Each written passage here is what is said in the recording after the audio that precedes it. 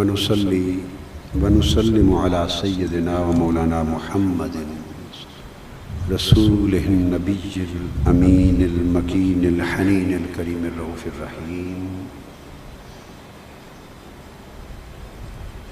وعلى آله الطيبين الطاهرين وصحبه الكرام المتقين المخلصين.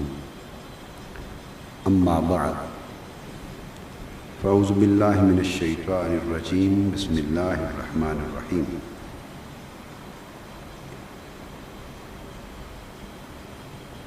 وأما بنعمة ربك فحدث. صدق الله مولانا العظيم. مہینے سال بھر آتے رہتے ہیں، جاتے رہتے ہیں، دن بھی آتے ہیں، جاتے ہیں، مگر نہ تو سارے دن فضیلت میں ایک جیسے اور نہ سب مہینے فضیلت میں ایک جیسے. زمین ساری اللہ کی ہے. آپ دیکھتے ہیں اس کے جو اجزاء ترکیبی ہوتے ہیں زمین کے، مٹی کے، اگر آپ اس کا انالیسس کریں وہ بھی ایک جیسے ہوتے ہیں. ساری زمین اللہ نے بنائی ہے، مگر ایک زمین کی تاثیر دوسری زمین کے برابر نہیں ہوتی. موسم اور آب و ہوا بھی مختلف ہوتے ہیں. اب جو مغربی دنیا ہے جہاں کا موسم، آب و ہوا، ٹیمپریچر عام طور پہ ٹھنڈا ہوتا ہے، کم ہوتا ہے، ٹیمپریچر ٹھنڈا ہوتا ہے، آب و ہوا بیشتر مرطوب رہتی ہے، اس کے اثرات اور ہوتے ہیں. ہمارے ہاں جو خط استوا کے قریب پڑتے ہیں ملک، یہاں کا ٹیمپریچر زیادہ ہے، آب و ہوا مختلف ہے، اس کی تاثیر مختلف ہو جاتی ہے. میں یہ بات اس لیے بتا رہا ہوں کہ یہ قاعدہ اللہ کے نظام قدرت میں نہیں ہے کہ سب کچھ ایک جیسا ہوتا ہے. یعنی یہ قاعدہ نہیں ہے کہ سب ایک جیسے ہوتے ہیں، سب برابر ہوتے ہیں. یہ ایک تصور برابری بنا ہوا ہے اور اس کی بڑی غلط اپلیکیشن ہوتی ہے، غلط اس کا استعمال ہوتا ہے. برابری کا تصور اسلام میں صرف اس حد تک ہے، اور یہ ہے جیسے ہندوؤں میں ذات پات ہے، نچلی ذات ہے، بڑی ذات ہے، برہمن ہے، اونچلی ذات ہے، اور ذات پات کے فرق کے ساتھ ان کے حقوق، ان کے درجات متعین ہو جاتے ہیں، اور بہت سی نعمتیں، بہت سے حقوق، بہت سی مراحت ہیں جو ذات پات کے فرق میں نچلی ذات والوں کو مل نہیں سکتے. اسلام نے اس ذات پات کے تصور کو ختم کیا ہے اور سب انسانوں کو اصلاً برابر قرار دیا. یہ ہے برابری. حقوق برابر ہیں، فرائض برابر ہیں. یعنی کوئی کسی ایک ذات سید ہے، کوئی ہاشمی ہے، کوئی سادات میں سے ہے، آل رسول ہے، تو اس نسب کی وجہ سے وہ کہے کہ اب مجھ پر نمازیں فرض نہیں، میں پڑھ لوں تو خیر، نہ پڑھوں تب بھی معاف نہیں. برابری کا مطلب یہ کہ یہ کوئی تصور اسلام میں قبول نہیں. فرض سب کے لیے برابر ہے، حقوق سب کے لیے برابر ہے. یہ نہیں کہ یہ غریب ہے سو اس کو یہ حقوق نہیں ملیں گے، ایسا نہیں ہے. حقوق میں سب برابر، فرائض میں سب برابر، قانون کی نگاہ میں سب برابر، جزا اور سزا میں برابر. تو ذات پات کے اور انسانی طبقات کی اس تفریق کو اللہ تعالیٰ نے مٹا دیا ہے. یہ ہے اسلام میں برابری کا تصور.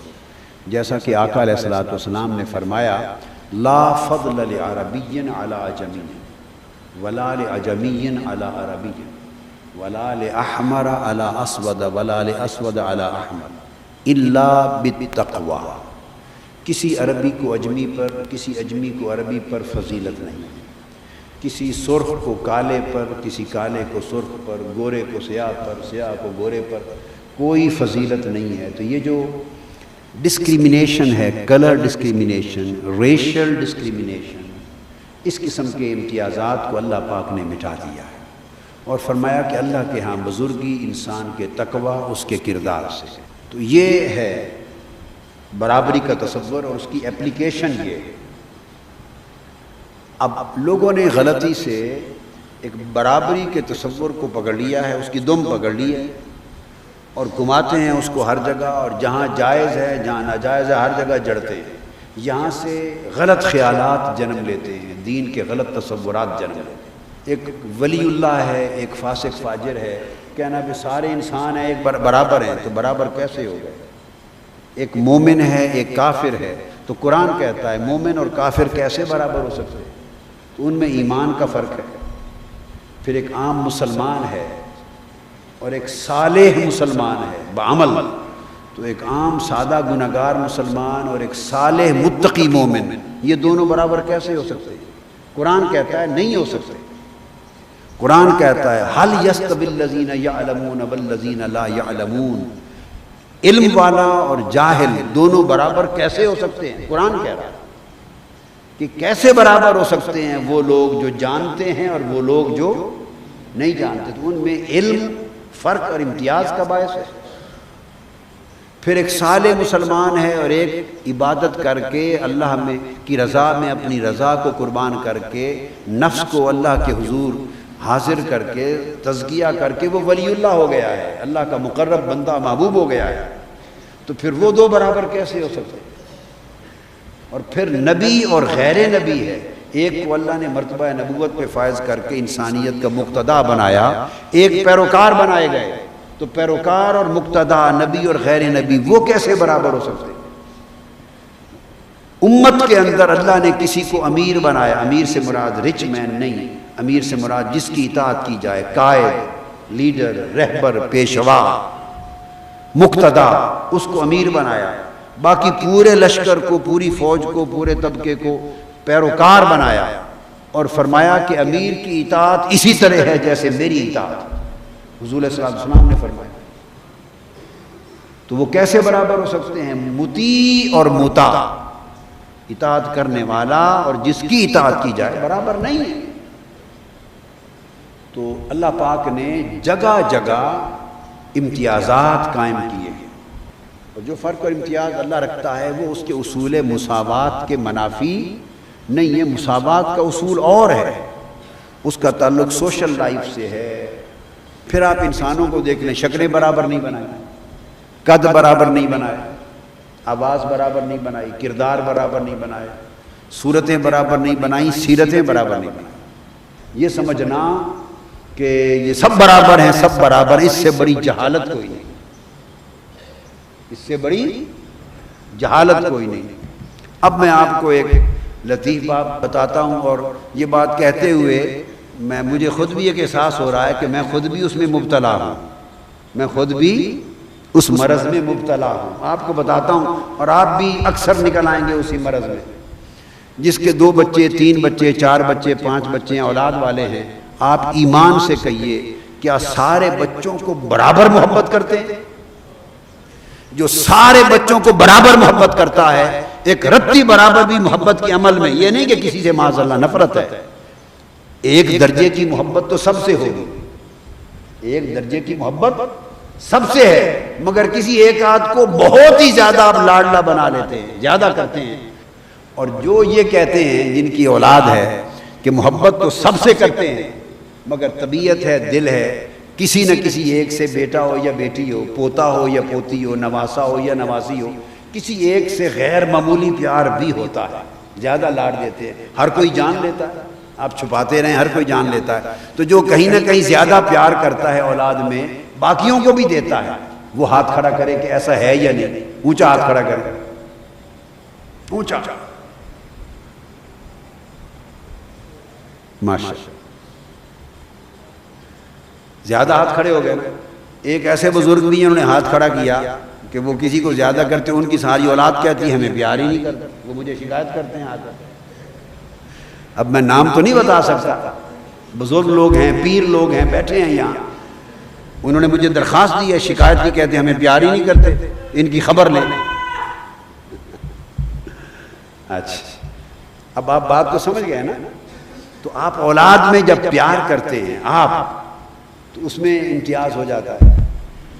اور اللہ پاک نے فرمایا اگر کسی نے 2 بیویاں کر لی ہوں، 1 سے زائد 3 کر لی ہوں، اللہ تعالیٰ آپ کو بچائے اس آزمائش سے، میں دعا کرتا ہوں اللہ تعالیٰ آپ کو بچائے رکھے، مگر اگر کسی نے 2 کر لی ہوں تو حکم فرمایا عدل بین الازواج، بیویوں کے درمیان عدل کرو۔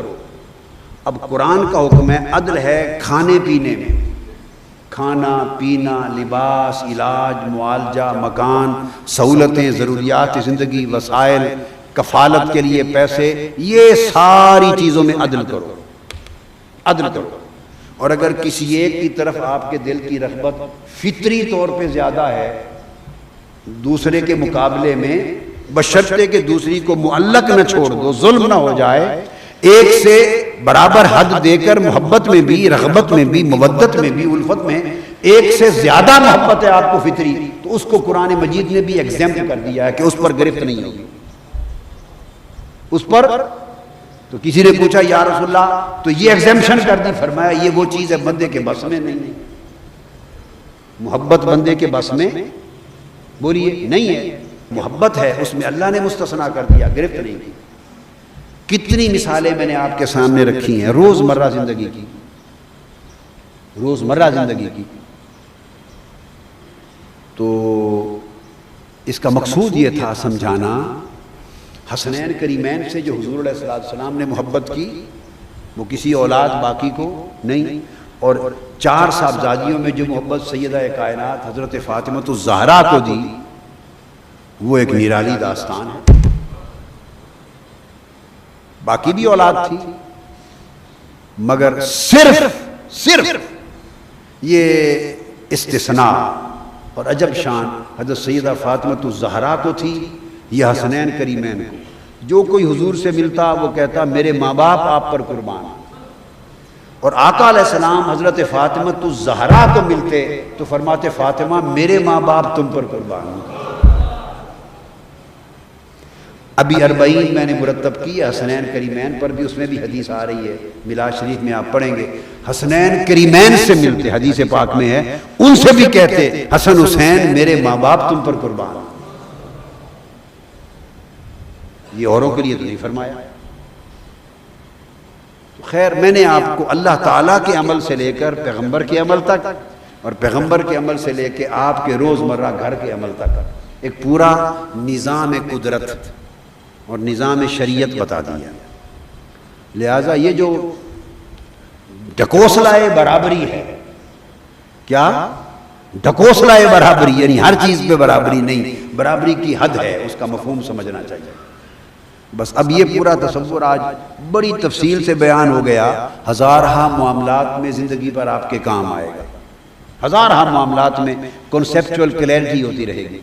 اب اسی طرح میں یہ کہنا چاہتا ہوں، اسی طرح اللہ نے موسموں میں برابری نہیں رکھی، زمینوں میں برابری نہیں رکھی، آب و ہوا میں برابری نہیں رکھی۔ ایک ہی زمین ہے، ایک ہی پانی ہے، آب و ہوا ہے، مالی ہے۔ ایک موسم میں آپ خاص پھول بیج ڈالتے ہیں نہیں اگتا، موسم بدلتا ہے تو وہ پھول اگتے ہیں۔ مالی کہتا ہے جی نہیں صاحب جی یہ پھول اس موسم میں اگتے ہیں، اس میں نہیں اگتے، اس موسم میں کریلا اگتا ہے، اس موسم میں بھنڈی اگتی ہے، اس موسم میں آلو اگتے ہیں، کچھ موسم سال بھر چلتے ہیں، کچھ ایسے سبزیاں ہیں جو خاص موسموں میں ہوتی ہیں، خاص میں نہیں ہوتی، ایسے پھل ہیں جو بعضوں میں ہوتے ہیں بعضوں میں نہیں ہوتے۔ تو کیا زمین کے اجزاء ترکیبی بدل جاتے ہیں؟ نہیں، اس وقت آب و ہوا کا فرق آ جاتا ہے، تو یہ چینجز ہوتی رہتی ہیں۔ تو گویا آب و ہوا بھی بدلتی ہے، موسم بھی بدلتے ہیں۔ ایگزیکٹلی یہ سمجھ لو کہ زمین تو وہی ہے 12 مہینوں کی، مگر مہینوں کے موسم بدلتے رہتے ہیں، مہینوں کے موسم بدلتے رہتے ہیں، اور جب موسم بدلتا ہے تو روحانی آب و ہوا بدل جاتی ہے، روحانی آب و ہوا بدل جاتی ہے۔ تو آپ دنیا میں دیکھتے ہیں نا، کبھی آپ کسی بات پہ بڑے خوش ہیں، بہت خوش ہوتے ہیں کسی بات پر، یعنی آپ کے گھر بیٹا پیدا ہو گیا، مدت سے آرزو مند تھے، اللہ نے بیٹا دے دیا، آپ خوش ہیں، یا آپ کا بچہ فرسٹ آ گیا، گولڈ میڈل لے لیا یونیورسٹی میں، ٹاپ کر لیا۔ تو جو بتانا چاہتا ہوں وہ یہ کہ جب کسی کو آپ خوش دیکھتے ہیں، یہ نقطہ ہے جس پر ہم بات کو آگے چل کے کنکلوڈ کر دیں گے، تو قرآنی حوالے سے یہ مضمون پھر آگے بیان کروں گا اگلے جمعۃ المبارک کو، اللہ کو منظور ہوا تو قرآنی ریفرنسز آگے شروع کروں گا۔ ابھی آج اس کے عقلی دلائل اور روزمرہ زندگی کی مثالوں سے بات کو سمجھایا ہے۔ تو جب آپ خوش ہوتے ہیں تو عام آدمی کو، مانگنے والوں کو بھی پتہ ہوتا ہے یار آج صاحب بڑا خوش ہے، ملازموں کو پتہ ہوتا ہے آج درخواست پیش کر لو، جو مانگو گے دے دیں گے۔ تو جب آپ خوش ہوتے ہیں تو چھوٹوں کو آپ کی خوشی اور اس کے نتائج کا بھی پتہ ہوتا ہے کہ آج پھاڑیں گے نہیں درخواست، رد نہیں کریں گے۔ تو خوشی میں ہر بات مانی جاتی، ایک فطرت ہے۔ یہ فطرت کس نے رکھی ہے؟ اللہ نے رکھی ہے یہ فطرت۔ اسی طرح کچھ مہینے اور کچھ ایام ایسے بھی آتے ہیں جن میں اللہ رب العزت کی رحمت جوش پر ہوتی ہے۔ اللہ کی رحمت جوش پہ ہوتی ہے، جھوم جھوم کے آتی ہے اللہ کی رحمت، اس کی بخشش، اس کی مغفرت، اس کی عطائیں، اس کا لطف و کرم، اس کی رحمتیں، اس کی برکتیں جوش پر ہوتی ہے، جس طرح سمندر میں تلاطم آ جاتا ہے۔ کچھ ایسے وقت بھی آتے ہیں، ان میں ماہ رمضان المبارک بھی ہے، ان میں ماہ رمضان المبارک اور رمضان کی 30 راتوں اور 30 دنوں میں پھر شب قدر دی، لیلۃ القدر، اس میں اللہ کی رحمت اور عطا اتنے جوش پر ہوتی ہے کہ اس کے جوش رحمت نے ایک رات کو 1000 مہینوں سے افضل بنا دیا۔ یہ کس نے بنا دیا؟ اس کا جوش رحمت ہے، یہ اس کی خوشی ہے۔ رات تو رات ہے، ٹائمنگ بھی برابر، گھنٹے بھی برابر، سردی گرمی کا موسم بھی برابر، سب کچھ برابر، تو باقی ہر رات رات رہی، یہ ایک رات 1000 مہینوں سے افضل بنا دی گئی۔ لیلۃ القدر خیر من الف شہر، 1000 مہینوں سے افضل کیوں بنی؟ رات نے کوئی اپنا کمال کیا؟ بولیے، رات نے کوئی کشتی لڑی ہے باقی راتوں کے ساتھ اور سب کو گرا دیا ہے؟ کوئی بڑی طاقتور رات ثابت ہوئی ہے؟ نہیں بھائی، رات ہے، اس کا کیا جسم، کیا پہلوانی، کیا کشتی، رات ہے، سب راتیں ایک جیسی ہیں۔ 30 راتیں رمضان کی گزری ہیں، برابر ہیں، عبادت بھی لوگ برابر کر رہے ہیں، تراویح بھی برابر ہو رہی ہے، ذکر اذکار بھی برابر ہو رہا ہے، جاگنے والے، عبادتیں، روزے سب برابر چل رہا ہے۔ تو کیا وجہ بنی کہ یکایک ایک رات کو پکڑ کے نہ صرف ان راتوں پر بلکہ 1000 مہینے، یہ 92 سال بنتے ہیں، 100 سال ہو گئے نا، لگ بھگ 100 سال کے اوپر اس کو افضل بنا دیا۔ کیوں؟ اس کی ایک ریزن ہے، صرف فرمایا کہ اس کو ایک نسبت ملی، اس رات میں میرا قرآن آیا، اس رات میں میرا، بولیے نا، قرآن آیا۔ بس چونکہ اس رات کو قرآن کی زمین پر آنے کی نسبت ملی، تو اس نسبت سے جو بات سمجھانا چاہ رہا ہوں وہ یہ کہ اس کو بھی فضیلت ملی تو کسی، بولیے، نسبت نے فضیلت دے دی، اس کی اپنی سیلف ایکوائرڈ نہیں ہے یہ فضیلت، اس کی سیلف ایکوائرڈ، سیلف اٹین نہیں ہے، اس کا اپنا عمل ہی کوئی نہیں، رات ہے، وہ تو ایک وقت کی اکائی ہے، اس کو نسبت ملی قرآن کی آمد سے، 1000 ماہ پہ افضل ہو گئی۔ تو پتہ چلا کہ اگر کسی لمحے کو اور کسی دن کو، کسی رات اور کسی وقت کو اللہ کی کسی محبوب شے سے نسبت ہو جائے اور وہ شے اس لمحے میں آئے، تو اس نسبت کے لمحے، اس لمحے کی جو نسبت ہے، اس کی وجہ سے اللہ پاک اس پوری رات اور پورے دن کو اور اس پورے مہینے کو ہر شے سے بلند کر دیتا ہے۔ تو اہل ایمان کے لیے سمجھنے کی بات یہ ہے کہ یہ ہمیں قرآن ہمیں بھیجا، یہ ہمیں قرآن بھیجا، جس رات قرآن آیا وہ رات 100 سال سے افضل ہو گئی، 1000 مہینوں سے افضل ہو گئی۔ اور پھر قرآن آیا کس کے لیے؟ کس کے لیے آیا؟ اگر آقا علیہ الصلوۃ والسلام مبعوث نہ ہوتے تو قرآن آتا؟ بولیے، آقا علیہ السلام زمین پہ تشریف نہ لاتے تو رمضان آتا؟ آقا علیہ السلام نہ آتے تو لیلۃ القدر آتی؟ آقا علیہ السلام نہ آتے تو امت محمدی ہوتی؟ پتہ نہیں کیا ہوتے ہم۔ پتہ نہیں رام رام کر رہے ہوتے، اگنی کو پوجتے ہوتے، برہما برہما کر رہے ہوتے، کیا کر رہے ہوتے؟ یہ تو سب کچھ ہمارا مسلمان ہونا اور شہر مکہ میں ایک گھر کا کعبہ بن جانا اور وہاں حج ہونا اور زکوٰۃ کا فرض بن جانا اور نماز کا عبادت کا فرض ہو جانا اور مسلمان ہو کر مہینوں میں رمضان کا مل جانا اور رمضان میں لیلۃ القدر کا مل جانا اور پڑھنے اور عمل کرنے کے لیے قرآن کا مل جانا، یہ ساری نعمتیں جمع کر لیں تو یہ سب نعمتیں ہمیں ملی فقط نعمت آمد مصطفیٰ کے صدقے سے، نعمت آمد مصطفیٰ صلی اللہ علیہ وسلم کے صدقے سے۔ سب کچھ حضور کے توسل سے ملا، حضور کے تصدق سے ملا، حضور کے توسط سے ملا۔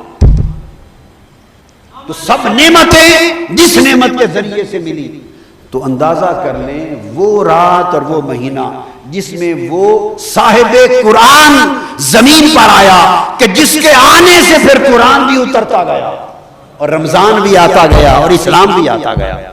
تو جس رات اور جس مہینے میں وہ ہستی آئی جس کی خاطر رب کائنات نے ساری کائنات کو بنایا ہے، 1,24,000 انبیاء کو بھیجا ہے، بزم خلق سجائی ہے، جس کی خاطر 14ویں کا رات چیر دیا ہے چاند، جس کی خاطر ڈوبے سورج کو پلٹا دیا ہے، جس کی خاطر نظام شمس و قمر بدل دیے ہیں، اور جس کی خاطر دوزخ و جنت کا نظام بنایا ہے، جس کی خاطر شفاعت بنائی ہے، جس کی خاطر تخت پر ایک کرسی دائیں جانب رکھی جائے گی اور مقام محمود پر جس کو بٹھایا جائے گا، اور جس کی خاطر سب حساب و کتاب کے بعد وہ ہستی جس کے لیے کہے گی اس کو بغیر حساب کے معاف کر دیا جائے گا۔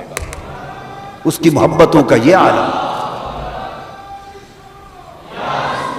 حضور علیہ السلام کے ساتھ اس کی محبتوں کا یہ عالم، اس کی چاہتوں کا یہ عالم، اس کے اکرام کا یہ عالم۔ تو جس رات اور مہینے میں وہ ذات پاک آئی، اندازہ کر سکتے ہیں اس مہینے کی فضا، آب و ہوا، اس میں اس کی رحمتیں، اس کی برکتیں، اس کی نعمتیں، اس کی خوشیاں، اس کی عطائیں، اس کی رضائیں کس حال میں ہوں گی، کس حال میں ہوں گی۔ تو اس مہینے کے لطف و کرم کا کیف ہی کچھ اور ہوگا۔ لہذا میں تو کہتا ہوں کہ ماہ رمضان کو فضیلت ملی قرآن کے صدقے، اور قرآن کی اور رمضان کی نعمت ملی صاحب قرآن کے صدقے، حبیب رحمان کے صدقے۔ سو لاکھ رمضان ہوں تو مصطفیٰ کی ایک آمد کے لمحے پہ قربان ہو، کروڑوں رمضان آقا علیہ السلام کے لمحے ولادت پہ قربان ہو جائے۔ جب اللہ نے قرآن اتارا تو 7 فرشتوں کو، 7 قرآن کے لاکھوں فرشتوں کو زمین پر نہیں بھیجا، قرآن اتارا تو ستاروں کو زمین پر صاحبان بن کے نہیں تانا، قرآن اتارا تو کعبۃ اللہ کے بتوں کو اونھے منہ نہیں گرایا، قرآن اتارا تو مکہ اور مدینہ کی گلیوں کو روشن نہیں کیا ظاہری روشنی کے ساتھ، قرآن اترا ہدایت اور نور دینے کے لیے۔ مگر جب آقا علیہ السلام حضرت آمنہ کی گود میں اترے، انہوں نے سر اٹھا کے دیکھا تو آسمان کے سب ستارے ان کی چھت کے قریب آ چکے تھے، حوریں ادھر آ گئی تھی سرائیاں لے کر، حضرت عبداللہ اور آمنہ کے گھر حوریں جنت کا مشروب لے کے پلانے کے لیے پھر رہی تھی۔ جیسے دایا نہیں پلاتی ہے، دائی خوشی ہو تو بچے کو میٹھا منہ کراتے ہیں نا، تو آقا کی ولادت پر حضور کی دائیاں جنت کی حوریں بن کے آئی تھی، وہ دائیاں بن کے آئی تھی، مشروب لے کے پھر رہی ہیں، ستارے نیچے آ گئے ہیں، شیطان بھاگ گئے ہیں، اونھے منہ رو رہے ہیں، اور کچھ مکہ کے قریش کعبہ کا طواف کر رہے تھے، اچانک انہوں نے دیکھا کہ بت اونھے منہ گر پڑے، وہ دوڑتے ہوئے باہر آئے کہ بت گر پڑے ہیں، کیا ہو گیا ہے؟ ایک یہودی عالم کھڑا تھا، اس نے کہا، اس کی چیخ نکلی، اس نے کہا ہاں ہم نے کتابوں میں پڑھا تھا جب مکہ کے کعبے کے بت اونھے منہ گر پڑیں اور یہ ہو جائے اور یہ علامتیں ظاہر ہو جائیں، سمجھو کہ نبی آخر الزمان اس شہر میں پیدا ہو گیا ہے۔ تو آج نبی آخر الزمان آ گئے، تو انہیں کہا تلاش کرو، دوڑ پڑے، تلاش کرتے رہے تو پتہ چلا قریشیوں کے گھر میں ایک بیٹا ہوا ہے، پھر قریشیوں کا کون سا گھر دوڑے تو پتہ چلا عبد المطلب کے مرحوم بیٹے عبداللہ کے گھر حضرت آمنہ کی گود میں آئے ہیں آقا۔ تو وہ لمحہ جس مہینے میں ہوگا اس مہینے میں رحمتوں اور برکتوں کا عالم کیا ہوگا۔ لہٰذا میری بات ختم ہوئی اس پیغام پر کہ 11 مہینے آپ فرزانہ بن کے گزارتے ہیں، کیا بولیے نا، فرزانہ کہتے ہیں عقل مند، 11 مہینے عقل مند فرزانہ بن کے گزارتے ہیں، یہ مہینہ حضور کی ولادت کی خوشی میں دیوانہ بن کے گزارے، دیوانہ بن کے گزارے۔ تو اس مہینے کو آپ وقف کر دیں، نظر کر دیں حضور کی آمد اور ولادت کی خوشیوں میں، جشنوں میں خرچ کریں، خرچ کریں حضور کی ولادت کی خوشی میں۔ اللہ پورا سال اس خرچ کا بڑا بابرکت اجر دے گا۔ حضور کے میلاد پر کیا ہوا خرچ جائے گا نہیں، کچھ لائے گا۔ یہ ان کے لیے جنہوں نے حساب کتاب کرنا ہو، یہ ان کو بتا رہا ہے، کچھ جائے گا نہیں بلکہ لائے گا حساب کتاب والوں کے لیے۔ اور جو اللہ اور اللہ کے رسول سے بلا حساب چلتے ہیں پھر وہ حساب نہ کریں، اور دیکھیے پھر کس طرح رحمتیں آتی ہیں اور اللہ برکتیں عطا فرمائے گا۔ تو حضور کے میلاد پاک کا مہینہ جشن کے طور پہ منایا جائے۔ والسلام علیکم ورحمۃ اللہ وبرکاتہ، وما علینا الا البلاغ۔